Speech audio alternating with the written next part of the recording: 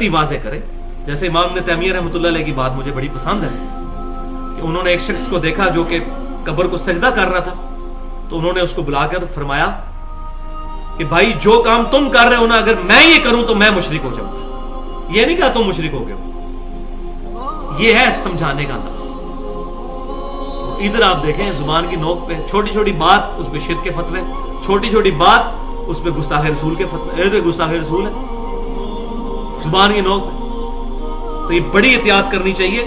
اور میں نہیں سمجھتا کہ اہل سنت کے لوانے والے تینوں گروہ بریلوی, دیوبندی اور اہل حدیث یا اہل تشیع میں سے کسی شخص نے اس لیے کلمہ پڑھا ہے کہ وہ دوزخ میں جانے کا خواہش مند ہے. اگر اس کو کہیں غلطی لگی ہے تو اس کی غلطی اس کو بتائیں, ہمدردی کریں اس کے ساتھ, بجائے اس کو جو ہے وہ ٹکٹ دوزخ کا اور جنت کا بانٹنے کے اس کو سمجھانے کی کوشش کریں. یہ کام اللہ نے ہمیں پابند کیا ہے اور یہ کام ہم کر رہے کوئی نہیں ہے. اور جو کام ہم نے نہیں کرنا تھا, تکفیر نہیں کرنی تھی, اور وہ لوگ کر رہے ہیں تکفیر.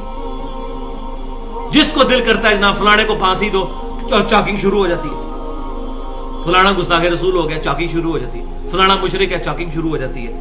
تو پیار کے ساتھ سمجھائیں. الذین آمنوا یقاتلون فی سبیل اللہ, وہ لوگ جو ایمان لائے ان کی نشانی ہے وہ اللہ کی راہ میں قتال کرتے ہیں.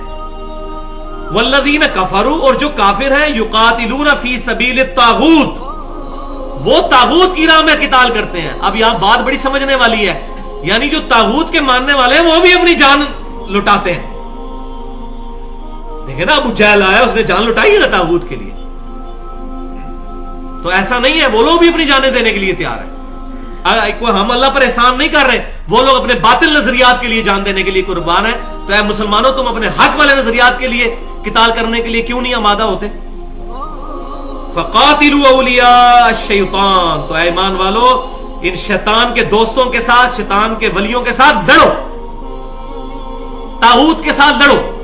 طاغوت کیا ہے؟ طغا عربی میں کہتے ہیں نا طوفان کو, باغی کو. طوفان جو اپنی حد سے باہر نکل آتا ہے.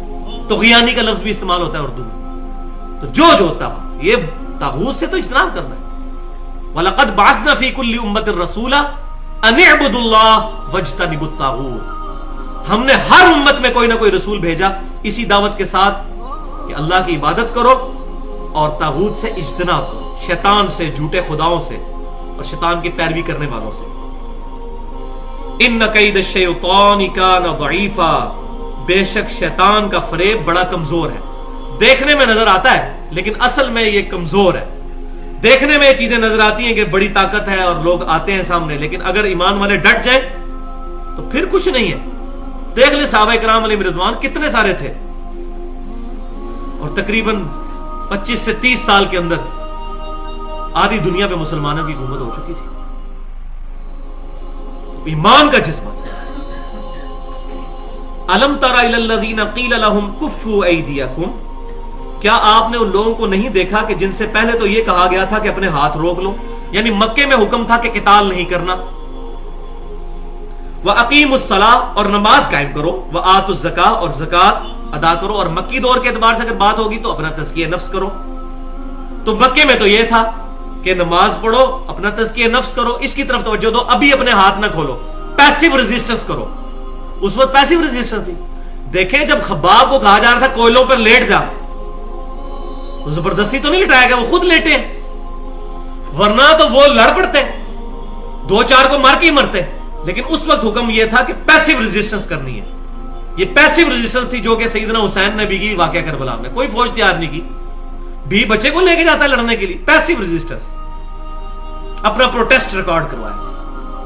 اس وقت تھا پیسیو ریزسٹنس. اس کی وجہ سے مسلمانوں کا رعب قائم ہو گیا کہ یار یہ بلال, اس کو گرم ریت کے اوپر لٹایا جاتا ہے, اتنا بڑا پتھر رکھا جاتا ہے, اور یہ کہہ رہا ہے احد احد احد. اس کی بجائے بلال ان سے لڑ کے ایک دن میں ہی قتل ہو جاتا, تو کیا بلال کا وہ رعب ہوتا؟ جب روزانہ اتنے لوگ دیکھتے تھے تو خاموش اکثریت جو ہے وہ مسلمانوں کی ہمدرد ہو گئی کہ یار دیکھو یہ کسی کو کچھ کہتے نہیں, تو ایک اللہ کو پکارتے ہیں, ان کو گالی گلوچ بھی نہیں دیتے, کچھ بھی نہیں کہتے, پھر بھی ان کو مار رہے ہیں, ان پہ ظلم ہو رہا ہے. وہ 2-4 قتل ہو جاتے تو معاملہ ہی ختم ہو جاتا. یہ پیسیو ریزسٹنس. تو اللہ تعالیٰ فرما رہا ہے مکے میں تو حکم تھا کہ اپنے ہاتھ باندھ کے رکھو, لیکن پورا قرآن اٹھا کے دیکھیں کہیں قرآن میں نہیں ہے یہ بات کہ وہ مکے میں اللہ نے کب حکم دیا تھا. یہ آیت اس بات کا ثبوت ہے کہ نبی صلی اللہ علیہ وسلم کے پاس وحی خفی بھی آتی تھی حدیث کی شکل میں، ورنہ قرآن میں کہیں ہوتا نا، کسی صورت میں ذکر ہوتا. یہاں تو پاسٹ کا ذکر کیا جا رہا ہے کہ تمہیں اس وقت حکم دیا گیا تھا کہ تم اپنے ہاتھ بندے رکھو. کہاں حکم ہے پورے قرآن میں؟ وہ حضور صلی اللہ علیہ وسلم کو وحی خفی کے ذریعے بتایا گیا تھا. اپنے ہاتھ بندے رکھو اور نماز پڑھو، اپنا تزکیہ نفس کرو. فلما کتب علیہم القتال، اور اس وقت کیا لوگ کہتے تھے صحابہ کرام اور جو نئے نئے لوگ مسلمان ہوئے تھے وہ کہتے تھے یا رسول اللہ صلی اللہ علیہ وسلم ہمیں اجازت دیجئے قتال کرنے کی. نئے جوشیلے جو نوجوان تھے، ابھی ایمان اتنا راسخ نہیں تھا، وہ بھی کہتے تھے ہمیں قتال کی اجازت دیجئے، ہم ان سے بدلہ لیں گے. فلما کتب علیہم القتال، اور پھر جب فرض کر دیا گیا تم پر قتال، اذا فریق منہم یخشون الناس کخشیۃ اللہ، اب تم میں ہی ایسا گروہ بھی موجود ہے جو لوگوں سے اس طرح ڈرتا ہے جیسا کہ اللہ سے ڈرنا چاہیے. اتنا ڈرتے ہیں وہ. تو یہاں میں یہ ہوتا ہے کنارے کنارے پہ چلو جی مسلمان چپ کر کے جی اپنا نماز روزہ کرو جی کاربو. منو بھی کئی بار سمجھانے کے لوگ، ایک بندہ مجھے گھر سمجھانے کے لیے آ گیا جی آپ نے پورے شہر میں بغاوت کر دی ہے، پورے ملک کے اندر، چپ کر کے آپ کو پتہ چل گیا، چپ کر کے گھر بیٹھ جائیں. تو جو کنوکشن والا ایمان ہے نا، وہ جب انسان کو پتہ چلتا ہے پھر انسان اس کا دائی بنتا ہے. کمیونزم کا سیلاب آیا نا، کمیونسٹ کھڑے ہوئے، کہاں کہاں تک وہ پھیلا ہے. ہم تو سچے لوگ ہیں، ہم کیوں نہ نبی صلی اللہ علیہ وسلم کی دعوت لے کے کھڑے ہوں گے. اور یہ انسان اپنی ہمت سے نہیں ہوتا، یہ اللہ تعالیٰ کھڑا کرتا ہے. لا حول ولا قوت الا باللہ. نہیں ہے ہمت گناہ سے بچنے کی اور نہ قوت ہے نیکی کرنے کی مگر اللہ کی توفیق سے. تو کہتے ہیں وہ لوگوں سے ڈرتے ہیں اتنا جیسا کہ اللہ سے ڈرنا چاہیے تھا. او شد خشیہ، توبہ توبہ، بلکہ اللہ سے بھی زیادہ ہی ڈرتے ہیں، اس سے بھی زیادہ ہی ڈرتے ہیں. وقالوا ربنا لما كتبت علينا القتال، تو کہتے ہیں اے رب ہمارے تو نے ہم پر قتال کیوں فرض کر دیا. لولا اخرتنا الى اجل قریب، اور کیوں نہ ہمیں مہلت دی کہ ہم تھوڑی مدت تک رکے رہتے اس معاملے میں. یہ تھوڑا اور ڈیلے، جہاں پہلے حکم تھا کہ اپنے ہاتھ نہ دو، ابھی بھی صلح صفائی سے کام چلتا رہے، کیا ضرورت ہے لڑائی جھگڑا کرنے کی. قل متاع الدنیا قلیل، یہ ہے کانٹے کا جواب. اے محبوب صلی اللہ علیہ وسلم آپ فرمائیے کہ ان سے فرما دیجئے کہ دنیا کا جو مال ہے، دنیا کی متاع تو بڑی تھوڑی دیر کے لیے، الٹیمیٹلی جب موت آنی ہے سب کچھ تم سے چھین ہی جانا ہے. والآخرۃ خیر لمن اتقى، اور آخرت تو بہت بہتر ہے لیکن اس کے لیے جو تقوی اختیار کرتا ہے. ولا تظلمون فتیلا، اور نہیں ظلم کیا جائے گا تم پر کھجور کے جو ریشے کے برابر. اتنا ظلم نہیں ہوگا، تمہارے مال کا بدلہ قیامت والے دن تمہیں ملے گا نیکیوں کی صورت میں. اب آ رہی ہے سخت ترین آیت اس معاملے میں. اینما تکونوا یدرککم الموت، تم جہاں کہیں بھی ہو موت تمہیں آ کر رہے گی. یہ نہ کہو کہ ہم قتال میں چلے گئے تو قتل ہو جائیں گے، گھر بیٹھے رہے تو بچ جائیں گے. ایسا نہیں ہوگا، موت تمہیں آ کر رہے گی تم جہاں کہیں بھی ہوئے. وَلَوْ كُنْتُمْ فِي بُرُوجٍ مُشَيَّدَةٍ، حتیٰ کہ تم اپنے آپ کو مضبوط قلعوں میں بھی بند کر لو تب بھی موت تمہیں وہاں آ کر رہے گی. موت نے تو آنا ہے. مضبوط قلعوں میں بند کیا تھا نا یہودیوں نے اپنے آپ کو خیبر میں، اللہ تعالیٰ نے خیبر فتح کروایا نا مسلمانوں کے ہاتھ. اور مجھے صحیح مسلم کی حدیث یاد آ گئی.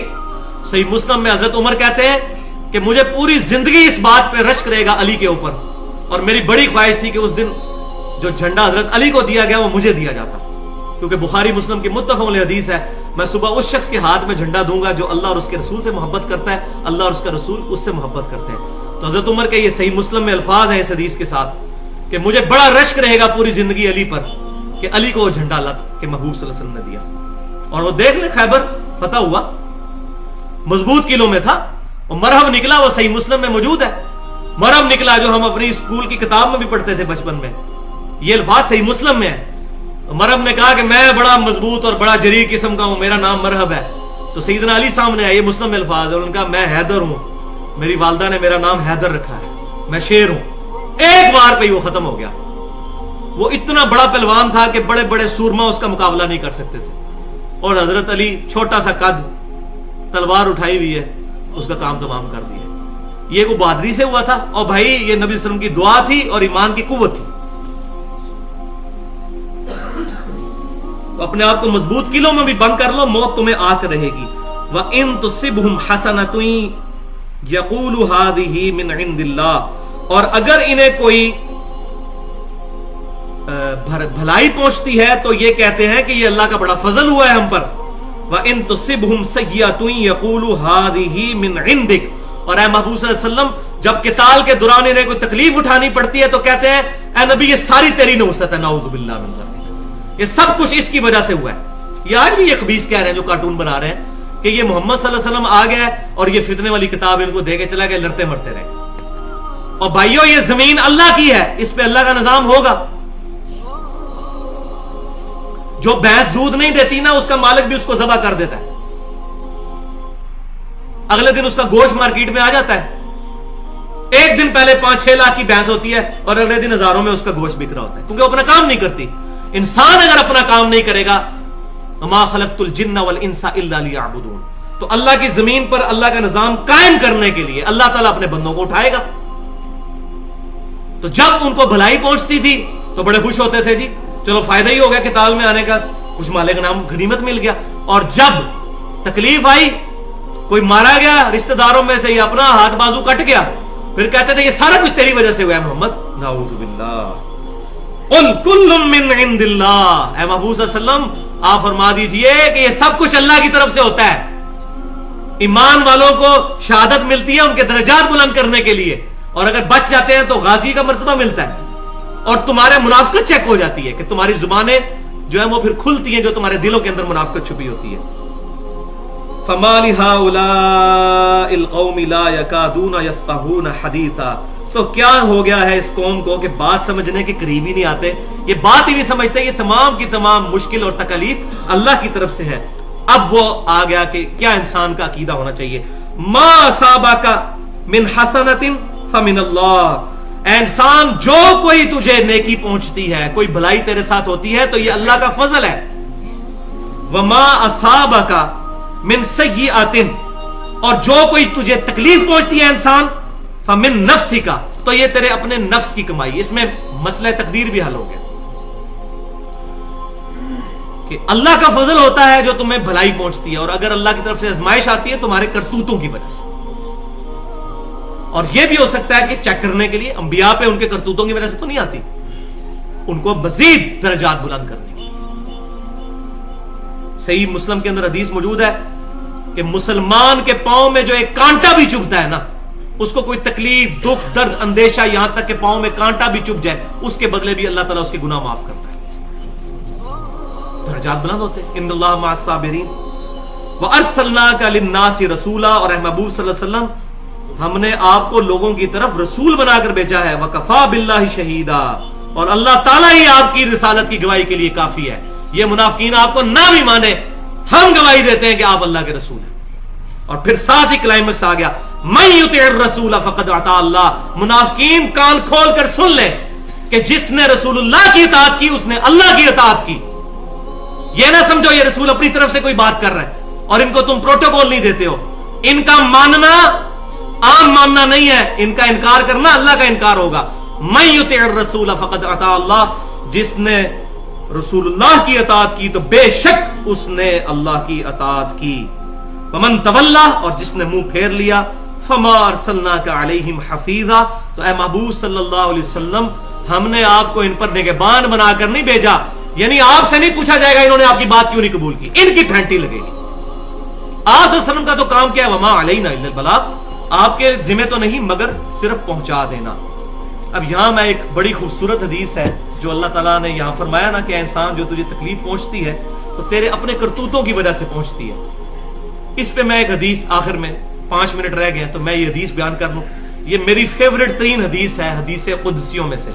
सही मुस्लिम में किताबुल बिर वस्सिला चैप्टर के अंदर जुल्म का जो बाब है कि जुल्म करना हराम है, उसमें ये हदीस है। 10 बातें इस हदीस में बयान की हैं अल्लाह ताला ने नबी सल्लल्लाहु अलैहि वसल्लम के जरिए। हदीस कुदसी, अल्फाज अल्लाह ताला के, फरमान अल्लाह ताला का नबी सल्लल्लाहु अलैहि वसल्म के मुबारक मुंह से। अब ये जरा सुनिए, इसमें वो बात भी एंड पे आ जाएगी। इसकी मैं एक्सप्लेनेशन नहीं करूंगा क्योंकि टाइम थोड़ा है, आपको खुद ही समझ आ जाएगी। सैयदना अबू ज़र गफ़ारी रज़ियल्लाहु ताला अन्हु नबी सल्लल्लाहु अलैहि वसल्लम से बयान फरमाते हैं कि अल्लाह ताला फरमाता है, नंबर 1, ऐ मेरे बंदो, मैंने अपनी जात के ऊपर जुल्म हराम कर दिया है और इसे तुम्हारे दरमियान भी हराम कर दिया है, लिहाजा तुम भी एक दूसरे पर जुल्म मत करो। नंबर 2, ऐ मेरे बंदो, तुम सब गुमराह हो सवाए उसके कि जिसे मैं हदायत दूं, तुम मुझसे हदायत तलब करो, मैं तुम्हें हदायत अता करूंगा। नंबर 3, ऐ मेरे बंदो, तुम सब भूखे हो सवाए उसके जिसे मैं खाना खिला दूं, तुम मुझसे खाना तलब करो, मैं तुम्हें खाना खिलाऊंगा। नंबर 4, ऐ मेरे बंदो, तुम सब नंगे हो सवाए उसके जिसे मैं लिबास पहना दूं, तुम मुझसे लिबास मांगो, मैं तुम्हें लिबास दूंगा। नंबर 5, ऐ मेरे बंदो, तुम रात दिन खता करते रहो और मैं ही तुम्हारे गुनाहों को बख्शूंगा, तुम मुझसे मगफिरत तलब करो, मैं तुम्हारी मगफिरत करूंगा। नंबर 6, ऐ मेरे बंदो, तुम मेरे नुकसान तक नहीं पहुंच सकते, तुम मुझे कोई नुकसान नहीं पहुंचा सकते, ना तुम मुझे कोई नफा दे सकते हो और ना मेरे नफे तक पहुंच सकते हो। नंबर 7, ऐ मेरे बंदो, अगर तुम्हारे अगले और पिछले इंसान और जिन सब के सब मिलकर उस परहेजगार शख्स की तरह हो जाएं जो तुम में सबसे परहेजगार है, तुम मेरी बादशाहत में कोई इजाफा नहीं कर सकते। ऐ मेरे बंदो, नंबर 8, ऐ मेरे बंदो, अगर तुम अगले पिछले इंसान और जिन सब के सब उस गुनाहगार शख्स की तरह हो जाएं जो तुम में सबसे ज्यादा गुनाहगार है, मेरी बादशाहत में कमी नहीं कर सकते। अल्लाह को कोई नहीं, अल्लाह समद, अल्लाह बेनियाज है।